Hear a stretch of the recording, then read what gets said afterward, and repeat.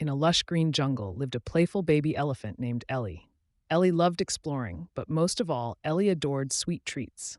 One sunny morning, a colorful ice cream truck appeared. Ellie had never seen anything like it. Wow! Ellie exclaimed, amazed, as she trotted towards the truck with wide, curious eyes. Hello there, little one.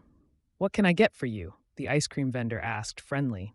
Rainbow ice cream, please, Ellie replied eagerly. Ellie requested. The vendor handed Ellie a cone topped with a swirl of rainbow-colored ice cream.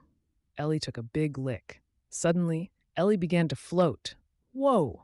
Ellie exclaimed, excitedly. Ellie giggled as she floated higher and higher, leaving the jungle behind. Ellie found herself drifting through a sky filled with fluffy, candy-colored clouds.